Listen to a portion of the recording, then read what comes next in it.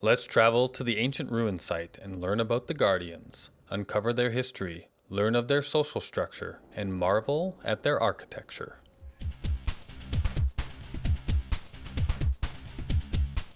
Hello everybody and welcome back to Elite Dangerous. The first thing that I should say is that this episode is all about the ancient alien site. So if you're looking to find and explore this site for yourself without any spoilers, then you probably should stop watching this video now. So Commander Bullseye and I have now made it safely back to the original bubble of space, thanks in no small part to the Iridium Wing. If you haven't seen episode 2, you should definitely check it out. That group is just so much fun and professional to boot. I cannot recommend them enough. So if you're an explorer as well and on your way back into the bubble, be sure to call on the Iridium Wing. Now that we're back in the soul bubble, it may be time to hang up our explorer's hat, at least for now, but the spirit of discovery still lives on within me. And speaking of discovery, that's one of the main reasons we pushed so hard to get back into the bubble as quickly as we did. Commander Bullseye and I were out in Colonia when the first alien interdictions started happening back here in and around the bubble. The interdictions all happened out in the Pleiades sector, if I remember correctly. And all I wanted to do was get back and be interdicted myself, of course. But I really want to get into and look at all of the amazing alien things that have been happening in and around the bubble and all over the place in this game. There's a lot of things to discover and explore when it comes to the alien stuff, and I really think that we're right on the cusp of a lot more things about to happen. And when it comes with where to start with alien activity within the Elite Dangerous galaxy, right now it seems to make a lot of sense to take a closer look at where we are right now, the ancient ruins site. Now, if you've been in and around the Elite Dangerous universe for any period of time, you've probably heard of the Thargoids. The Thargoids are a race of aliens that humanity has dealt with in the past, according to the Elite lore. But this site doesn't appear to be about the Thargoids, but a race called the Guardians. Now, if you remember, patch 2.2 of the Horizon Season Pass was called the Guardians. And at that time, I was sure it meant, and a lot of people were pretty sure it meant, that it was about, protecting passengers, because passengers was coming in 2.2. But it does appear now, with the discovery of this site and the data that we are collecting from it, that the word Guardians doesn't mean us guarding anybody, but this race, the name of this race itself, and maybe they were guarding something. Now later in this video, I'll share with you some of the data that has already been discovered about the Guardians, but a good place to start when exploring the site might be back at Fleece Dock in the Mean system.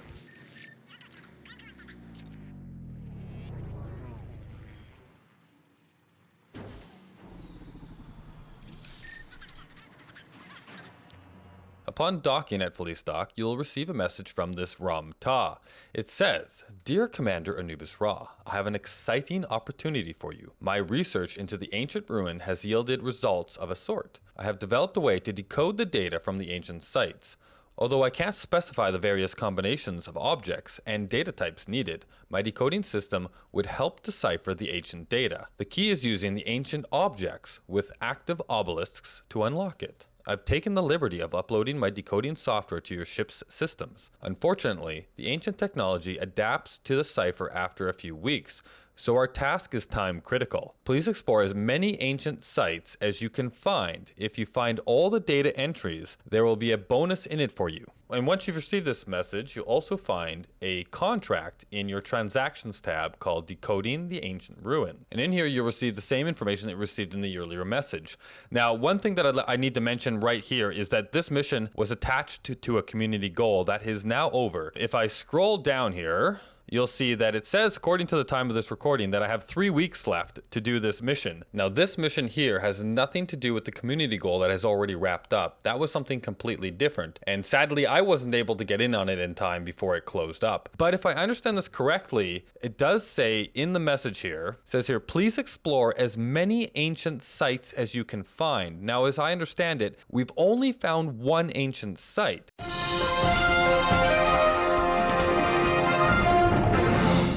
And I stand corrected. As I was editing this video, a brand new Galnet article just got posted where Ram-Ta has discovered new ancient sites. What the article reads is, Following his recent appeal for data from the Sunif ruins, engineer Ram Ta has released a statement. Using the data contributed by the Galactic community, I have succeeded in accessing the monolith network. But although I have detected a number of further Guardian sites, which is very exciting, I have not been able to divine their precise locations. All I have been able to do is narrow the field to a handful of systems, specifically Sunif ZLJ, D10-119, Sunif XOP C22-17, IC2391 Sector ZEA D110, and CI 2391 Sector GW-V B2-4. Locating these sites is of central importance to our ongoing research, which is why I'm encouraging the Galactic community to explore these systems.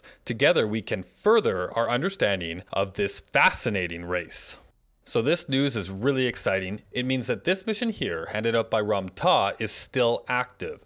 And once the new sites are actually discovered, there's already a bunch of people out there, I'm sure, looking for them. And who knows, by the time this video actually goes live, they may have already found them. All right, so maybe you want to come out here to complete this mission, or maybe you want to come out here just to see the amazing site that this ancient alien race has left behind. How do you get there? So the first thing you'll want to do is plot yourself a course to Sunif XR-H D11-102. Next, within the system, you're looking for the 1B moon, which you can find as the second moon off the first ringed brown dwarf. Once you've located the planet, you'll need to navigate yourself to -31.7877 and -128.9711. If you have trouble using these coordinates to find your spot on the planet, you can see me here flying away from 1B, and the landmarks that you're looking for is that giant crater off to the right. Right beside it, there'll be another crater just under half the size that doesn't quite touch it. Now, even further off in the same direction, you'll find two craters that are actually overlapping each other that are even smaller than this one. Now, the ancient site is just a little bit further off in that same direction, so let's zoom in on the situation. Once again, we have a crater intersected by a smaller one. And this is the one we want. It should be right about here.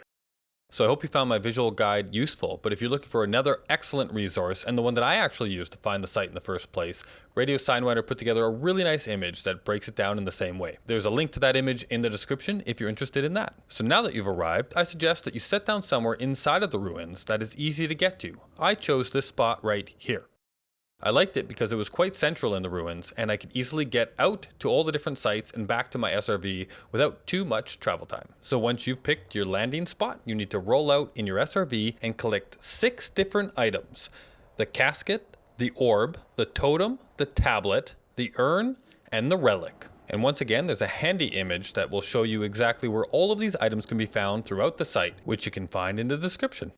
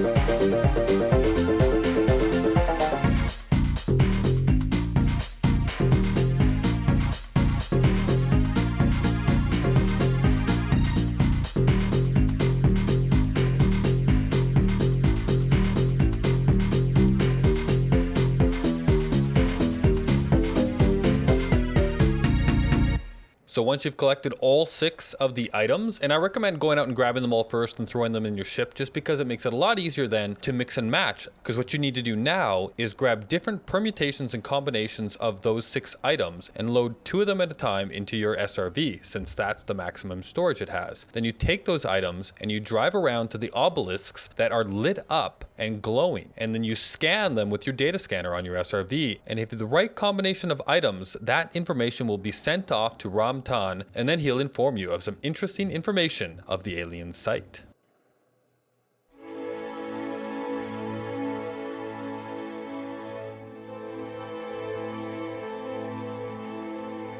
This data tells of the end of a major conflict in the Guardians' history and the rise of their modern society. It took the leadership of a few clans from the north of the main continent to restore peace. These clans had endured considerable hardship during their early development, perhaps resulting in a stronger breed. Banding together, they fought a swift war of conquest and brought the entire race under their leadership. It was from this that the Guardians' modern society, with its rules and balance, developed.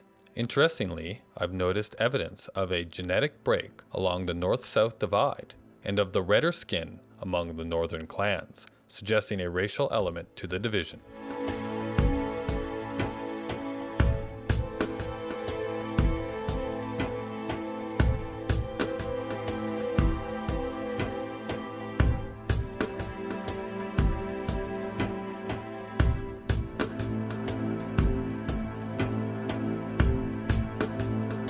This is very interesting.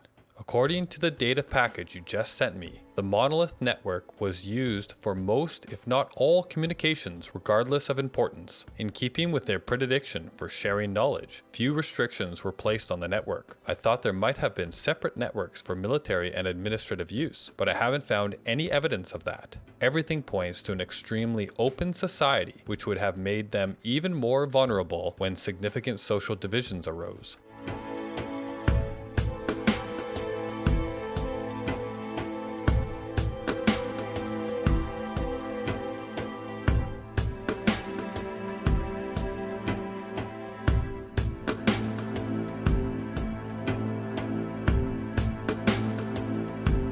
This data is only partially intact, but I have been able to decode the following information. For a species that experienced only brief periods of war, the Guardians developed very sophisticated means of waging it. Although their arsenal was nowhere near as varied as ours, in terms of flight and small-class spaceships, humanity has surpassed the Guardians, but in other respects their technology outmatches ours.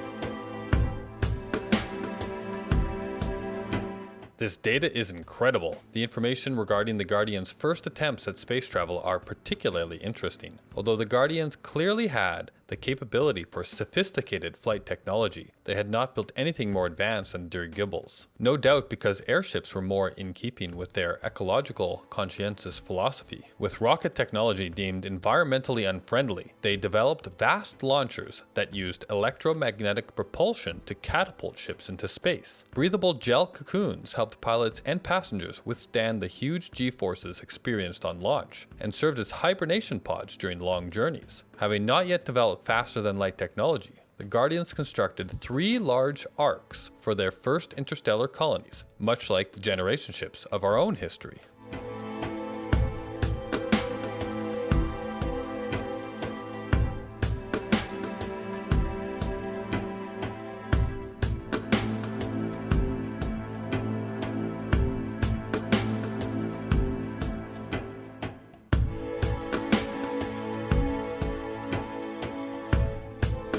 This data package is huge. I could all too easily be distracted by the wealth of audio data in these delta patterns. To actually hear the Guardian's language as it would have been spoken is too great a temptation, but this data reveals that the formal basis for their communication was visual rather than verbal. This seems logical, as the written word has more portability and permanence than speech. I plan to dig deeper into the information collected by you and other explorers to learn the visual form, which I believe originated much earlier in the Guardian's development than I originally thought.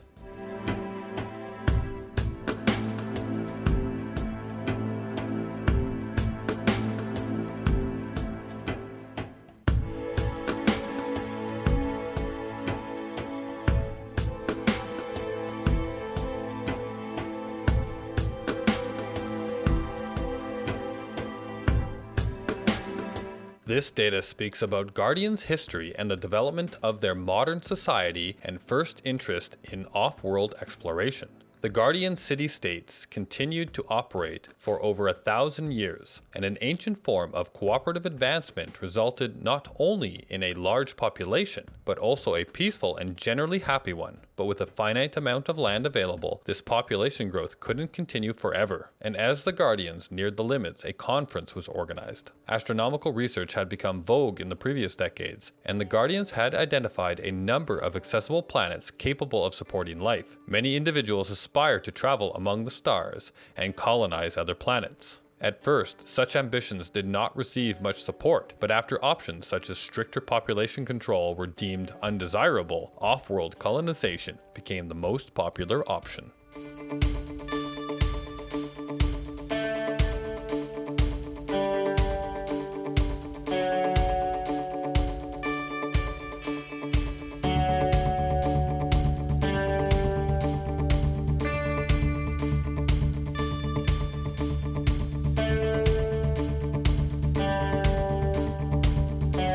Commander, this data has proven vital in our attempt to understand the Guardians' technology. It appears that the development of artificial intelligence increased their technology very quickly. This sudden increase in computational ability, a result of the new implants, allowed the AIs to adapt and eventually evolve true sentience. This sparked a technological singularity, a rapid advancement across the whole landscape of science and technology. As the AIs developed further, this effect snowballed. In conjunction, many Guardians received implants so they could keep up with the extraordinary pace.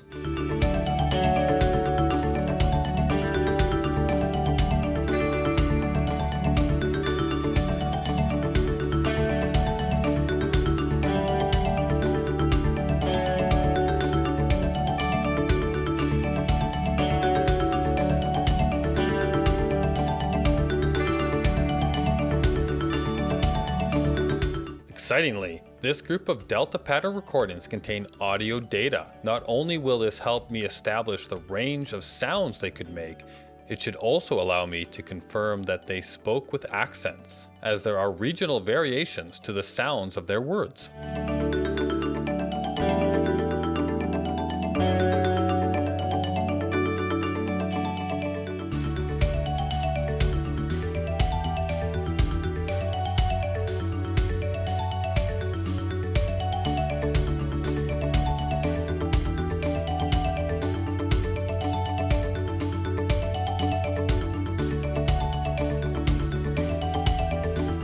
This data contains the most amazing revelation. It appears to be the key to tracing the origins of the language, embedded in the glyph formats. It's almost as if their glyphs contain a form of version control that represented the glyph's evolution, and this has given me a glimpse into their history. These glyphs actually evolved from a form of sign language that the Guardians developed when hunting. The Guardians were originally pack hunters, and this sign language functioned as a stealthy means of communication.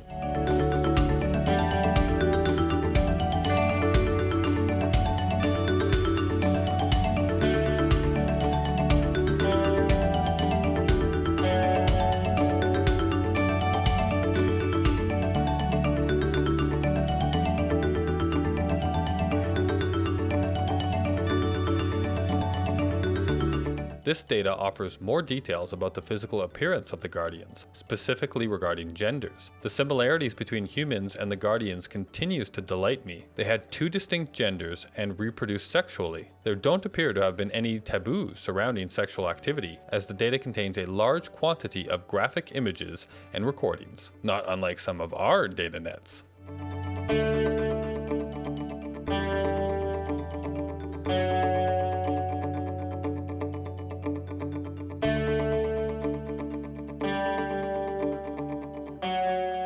And that's what I know so far about the Guardians and the first ancient site. There is a lot more already discovered out there, and if you're interested in that stuff, I've put tons of links down in the description for you to go read up on a lot more of this stuff. I'm really excited to see the next alien site that gets discovered. If I get a chance, I'll even try and go out there and help discover it myself. In this season of Elite Dangerous, I'm going to be exploring the mysteries around the aliens, visiting the crash sites, getting myself interdicted, exploring more ancient ruins as they're discovered, and even heading out to the Formidine Rift, the Hawkins Gap, and the Conflict, as these areas seem to be a hotspot for unexplained mysteries. Before you go, I'd love to hear from you in the comments with your thoughts on this season of Elite Dangerous. Also, hitting that like button lets me know you're excited for more. If you're new to my channel and want to be notified when I release new videos or go live, don't forget to subscribe. My active series at the moment of course includes Elite Dangerous, as well as Astroneer, Pulsar the Lost Colony, and Space Engineers. If these games either aren't what you're looking for at the moment or you just want more, there's over 1,000 videos on my channel for you to choose from.